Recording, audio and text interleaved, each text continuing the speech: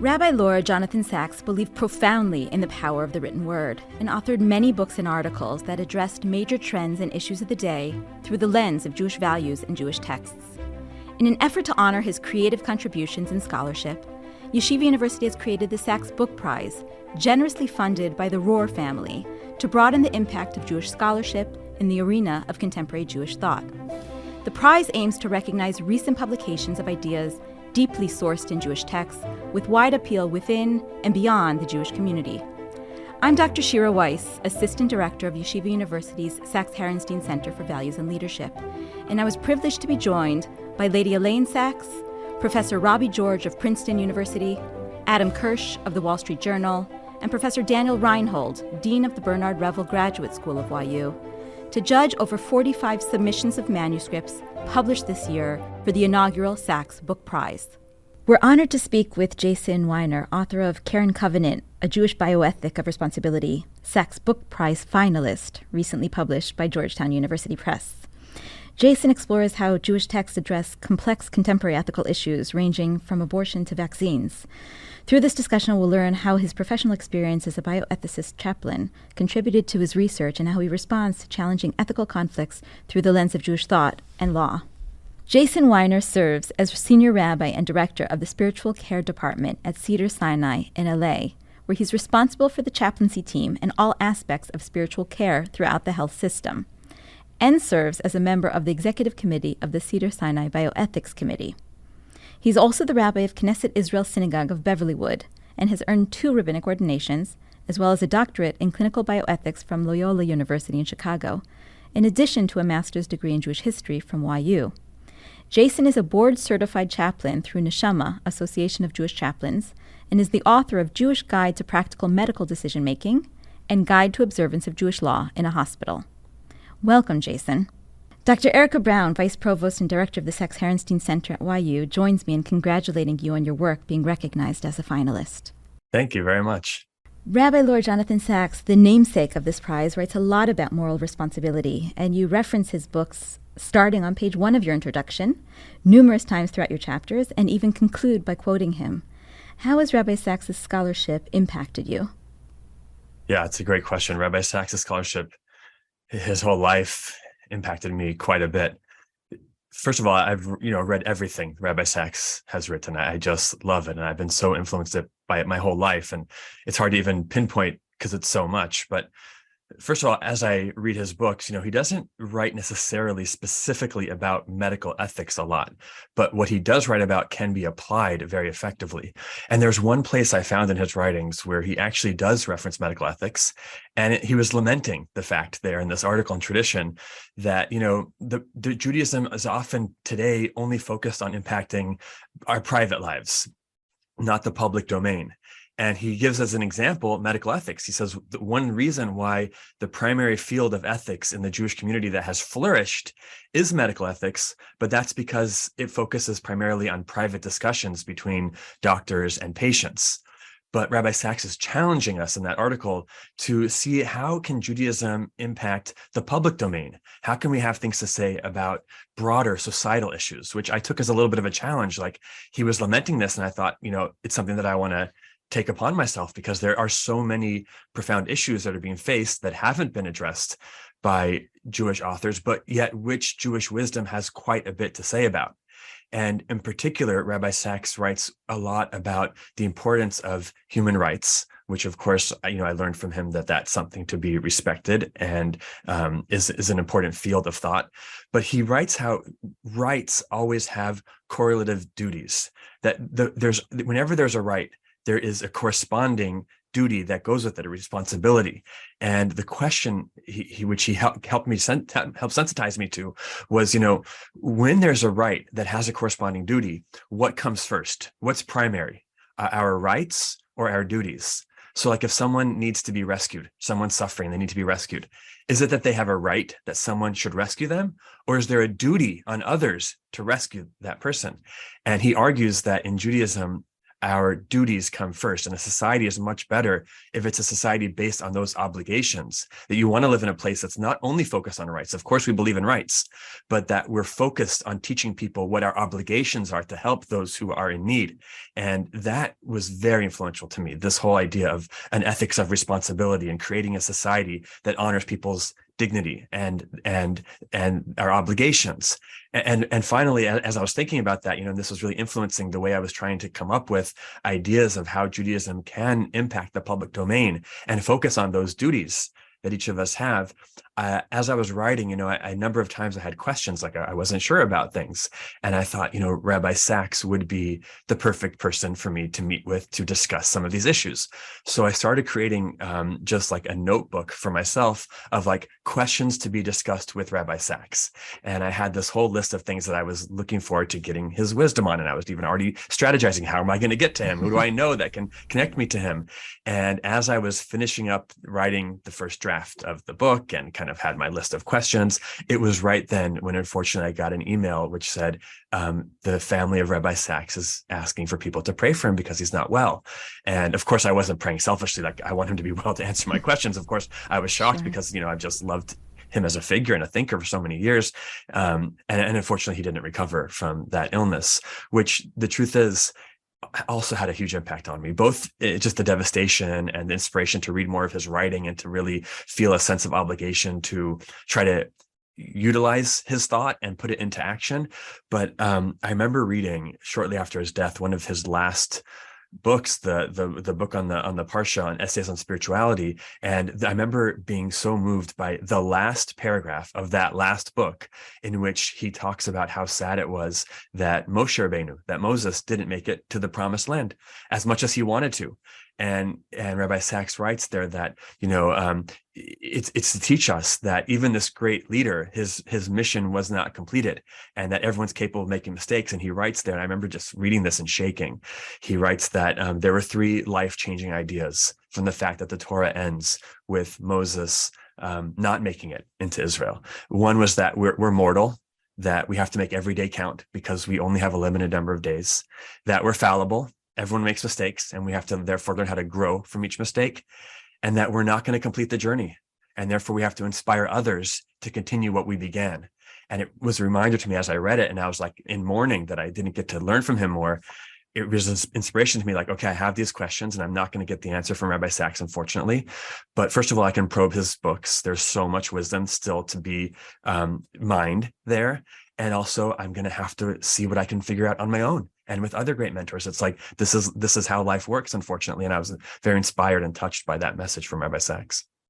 When you mention Rabbi Sacks's influence upon your writing and kind of taking it from your focus on medical ethics and bringing these issues more towards how they impact the public domain, who do you think can benefit from your book? Your work cites Jewish sources and values, and you write in the preface that this book is intended for healthcare practitioners, bioethicists, public health officials of all religions, chaplains, clergy. But I think you discuss such relevant contemporary issues and dilemmas that there's a broader interest extending beyond the healthcare community. Yeah, thank you. I tried really hard to write in a way that would be accessible for everyone, Jewish, not Jewish, healthcare professional, not. I really, part of that is done by trying to write in a way that's understandable by everyone in the text. And then the footnotes might have a little bit more complicated detail, but not everyone needs to read the footnotes. I wanted to write in a way that, secular or non-Jewish bioethicists and physicians and public policy experts like that, could show, hopefully, that Judaism does have great wisdom that should contribute to the public conversation. And so I want people to be able to read it who have no connection necessarily to Judaism or Torah. But I also want to show, rabbis, how they can access new fields and new areas within medical ethics that are relevant on a day-to-day basis in hospitals and for patients, and that Jewish healthcare professionals in particular, and chaplains, and anyone, who has to go to a doctor or might end up in a hospital, might find to be especially meaningful, especially if someone's Jewish and they find, wow, the Torah has great wisdom that can guide us in all kinds of complex areas. What motivated your interest in pursuing bioethics? Well, what motivated me was I sort of fell into it when I became a chaplain in a hospital, which was not my intended career path, but that so much of life often is about finding ourselves in places where we didn't expect to be and then making the best of it. And I found myself as a chaplain in a really incredible hospital that is doing, on the one hand, first of all, it's a Jewish hospital, it's a community hospital, it's the hospital for so many in our local Jewish community and from around the world, but also it's a world-class research institution and one of the number 2 ranked hospital in the whole country. It's a hospital where all kinds of amazing things are happening. So I've been exposed to fascinating research and cutting edge technology and, really interesting bioethical dilemmas from the entire spectrum of life.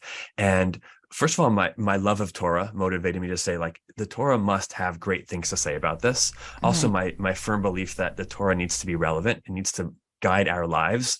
And so I realized we have to make decisions a lot of complicated decisions in hospitals, and the Torah must have guidance for it. And it does. And that there's such great people, contributing to the field, and that there's therefore practical guidance that can be provided on a day-to-day basis, even on these very complex and unique issues that come up. Describe how your professional experience at Cedars-Sinai and complex cases that you have encountered have inspired or influenced your writing. Well, the truth is that what I experienced in the hospital is the basis for my writing, because what happens is, we have all kinds of difficult cases. Every day is a different day. People always ask me, what's a typical day like? And it's there's no typical day. That's what I love about my work in the hospital. But so what I started doing when I first began in the hospital about 15 years ago was I started taking notes. And whenever things would come up, first of all, I would kind of summarize for myself what the issue is, what our strategy was. I would reach out to different great rabbis and thinkers and sort of summarize what their answers to me were. And before I knew it, I started to have all these guidance. And every time a new issue would arise, I would start to realize, oh, wow, wait a second, I have some precedent from this case that we had last year or that case. And I would start adding to my notes. And little by little, I realized this is really relevant and meaningful material. And for me, it helps me to make the ideas concrete and articulate them better when I have to write them out and make them organized and put them in a way that other people can understand, my notes. And so that sort of forced me to realize that I could publish this and write about this, and maybe it could help other people as well, which I hope it can. And also it helps me to keep my thinking, organized and practical. Can you give an example of a challenging bioethical case and how you've approached it, especially when Jewish values conflict with individual rights? The brain death conflict can often be extremely excruciating, because you have a patient for whom the family sees them as being alive and still has maybe some hope of recovery, whereas the healthcare professionals recognize how severe that is, and they oftentimes might be looking down on the family for not recognizing that, and so it can be a big challenge. I'm just thinking as we're talking about a time, just to highlight the intensity of it, where we once had a patient who was declared dead by neurological criteria, and the coroner was actually called, and they were on their way. And the family found out they were on their way and started, protesting. And little by little, their community members began showing up to try to protect the body from being intercepted by the coroner. And as the, ICU was filling up with people and tensions were rising, and as a chaplain myself, I realized, my job here is to mitigate this conflict. How can I possibly calm these tensions? And little by little, I had some help from others as well. We kind of got people into separate rooms and calmed the situation down. And afterwards, after hours of really intense and emotional argumentation and debate and conversation, and finally, thankfully, a resolution where the coroner did not take the body and allowed everything to be reasonably accommodated. I remember especially that night, going and sitting down and writing and thinking to myself, how did we get through this?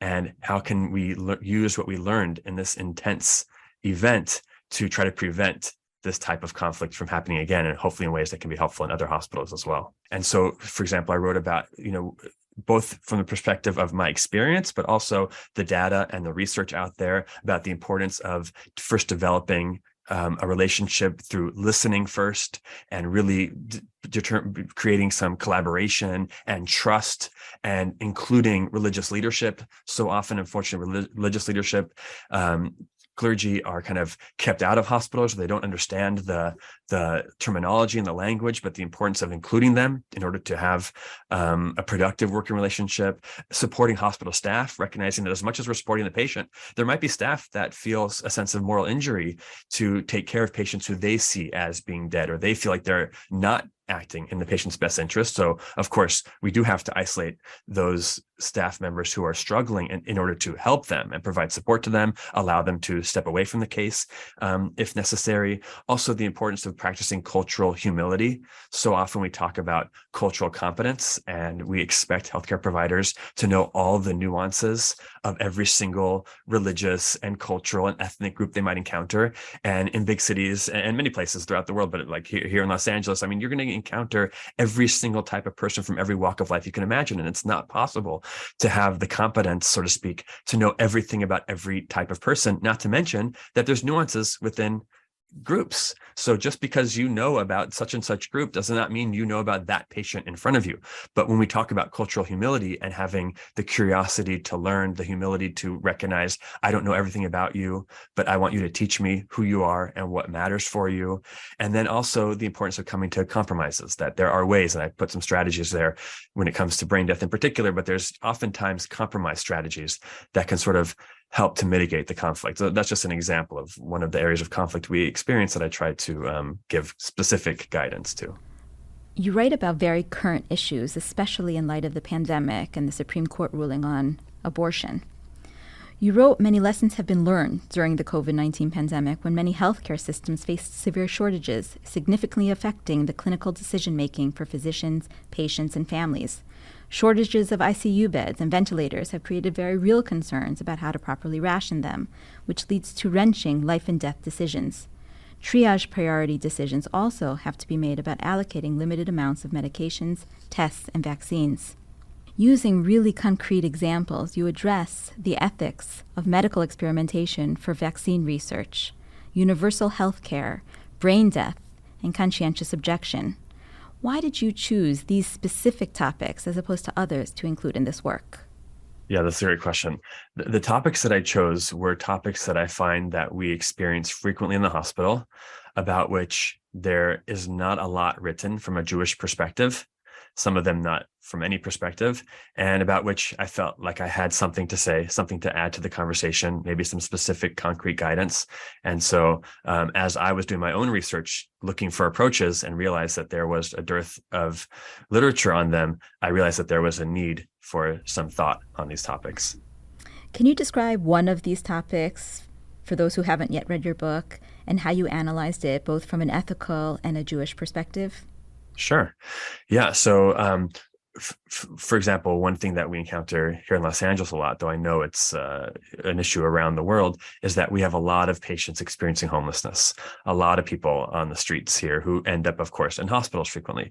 Now, when they end up in the hospital, oftentimes people are very, very sick and they don't have family to speak on their behalf, but yet they often themselves, when they're very sick, can't speak for themselves. So this is what we call unrepresented patients. Sometimes we don't even know their name, and then they're called unidentified patients. And we have a small committee, which I'm on, where we make decisions on behalf of the patients. Really, the role that I have is we obviously don't make the decisions, but we support the healthcare providers in coming to the proper decision. And this is very challenging because we don't know who the patients are, and we're trying to defend them and advocate for them and make decisions in their best interest without knowing them. And so I tried to think about, like, what would Jewish law and Jewish values say about this? Because there was nothing written about this topic, even though we face it in the hospital on a regular basis. But I understand that most people would not be familiar with this being such a big issue that it is in hospitals. And so based on evaluating the topics related to V'ahavta l'recha kamocha and what does it mean to care for others, and Tselem Elokim, the divine image, I was able to sort of develop an approach that it might sound counterintuitive, but in the Gemara, the Talmud, when it talks about capital punishment, which obviously wasn't practiced a lot, but there is a whole procedure for what happens for someone to be actually executed by a Jewish court. And there's a few fascinating details. Like, for example, if every judge on the court is unanimous, it's thrown out. There has to be some difference of opinion. There has to be people advocating for both sides.